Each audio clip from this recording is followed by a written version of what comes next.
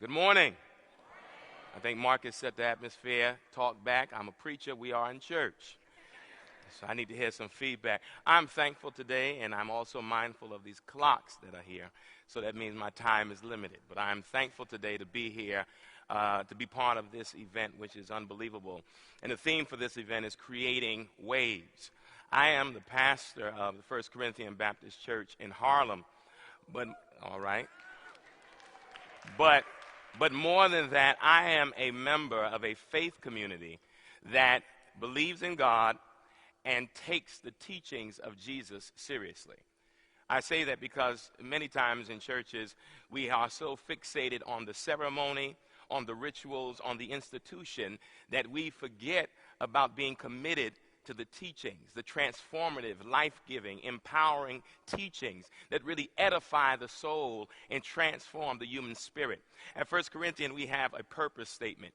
It is a statement that shapes us, that guides us, that forms who we are. Because one of the worst things to do in life is to move through life and to feel purposeless, as if there's nothing that governs your days, governs your life.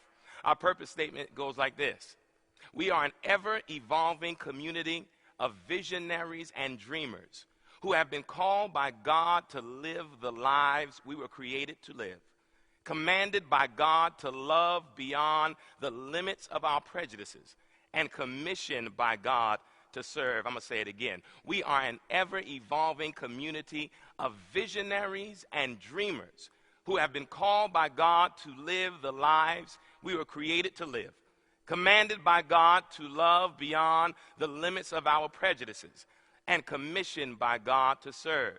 Called to live, commanded to love, commissioned to serve. Why is that important? Because there are people who you will come in contact with who are unaware completely of why they are here, the space they occupy. That many of us, some of us, have a tendency, as I heard one speaker say, to wake up in the morning with that little bit of sadness and not knowing why that sadness is there. And sometimes that sadness is there because we are not doing what we have been destined, shaped, created, ordained to do. So that the sadness we experience can be alleviated the minute we recognize not only who we are, but why we are. Right? So that we understand we have a divine purpose to our being. We are called to live the lives we are created to live. And not only called to live, but then this world is already so bombarded with mean-spiritedness and people who have lost hope in love, that the second piece is that we are commanded to love, but not just love in your comfort zone, because that is easy. It is easy to love those whom you feel are lovable. It is hard to love those whom you deem unlovable. And so the love cannot be parochial. It cannot be limited. Love beyond the limits of your prejudices. That means that where you find it difficult to show love, you push past that point, push past that place, and begin to not just speak love, but to embody love. Because nothing is worse to me than love theorists, but persons who forget to embody love. Love beyond the limits of your prejudices. And then commission to serve. Because not only are we bombarded by mean-spiritedness, but we're also bombarded by a selfishness, a rugged individualism that eats away at the fabric of our great society. Because we are so consumed with how I can get and what I can receive, we forget that we are part of communities of individuals, human beings. And so at some point, you must look beyond the scope of your own narrowness and see that you are also called to serve others. That is why we're here today, not just to get great ideas, but to understand that part of our commitment is beyond ourselves, to see the investment we can make in other people, called to live, commanded to love, and commissioned to serve. Why? Because whether you know it or not, sitting here in Riverside Church on this Tuesday, creation is waiting for you to recognize who you are. Creation is waiting for you to anticipate and accept the fullness of who you are. I often think to myself that creation is waiting on tiptoe for the day when you recognize the power and the potential that lies within you. Not only actualized potential, but many of us sitting here today are living with unactualized potential. Things we have not tapped into, abilities we have not recognized, resources that are inherent to who we are that we have not yet touched. Maybe because someone said you could not or would not. Maybe because someone placed a limit above your possibilities and you accepted the limitations. And not only did you accept the limitations, but then you internalized them. So no longer were you a person who could not do. You became a person who believed your whole life was about what you could not and never accepted what you could do. Which means you lost something that is valuable to me. It is called this, and I'll be here quickly, a passion for what is possible.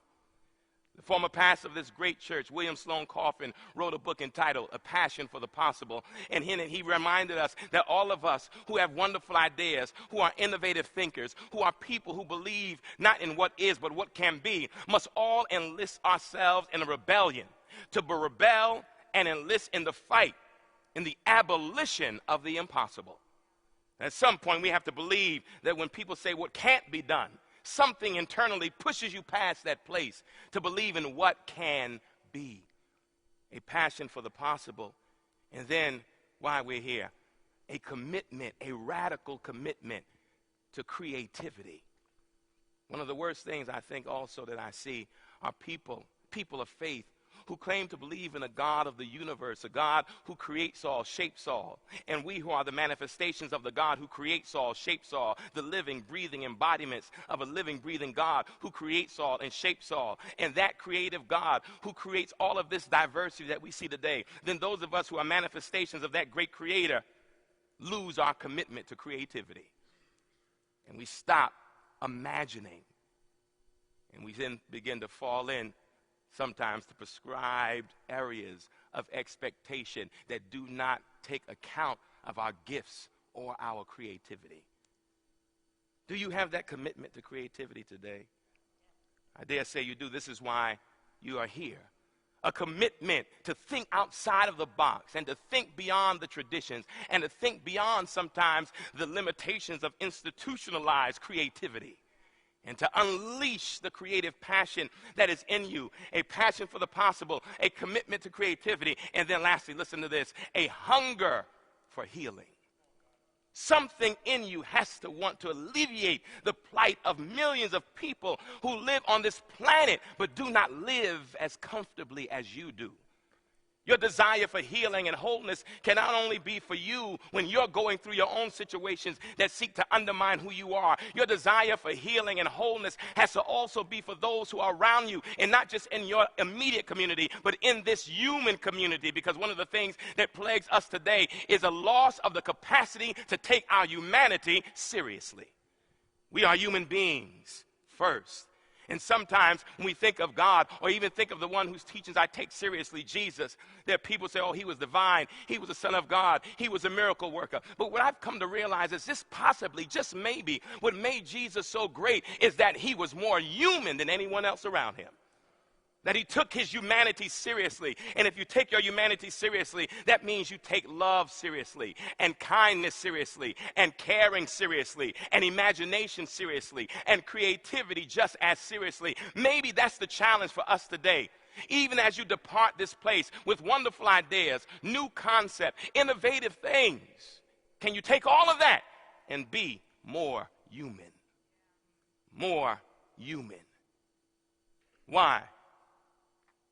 Because there are many of us in here as well who are weary of the evil we see around us, the devastation that we see. And I'll share this with you as I take my seat, something I heard.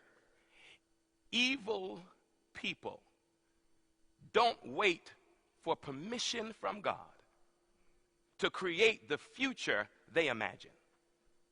But good people, people of faith and creativity, sometimes wait for permission. And if they don't wait, they sit back and let God create that future instead of engaging themselves. You are here because you want to be an active participant in the future you believe is possible. Creation is waiting for you. Unborn lives are waiting for you. And at some point you have to reach beyond the scope. Howard Thurman said this, and I take my seat. I'm tired of sailing my little ship far inside the harbor bar. I want to go out where the big ships float, out on the deep where the great ones are. And should my frail craft prove too slight for waves that sweep those billows o'er, I'd rather go down in a stirring fight than drowse to death by the sheltered shore. God bless you. Have a wonderful day. Take care.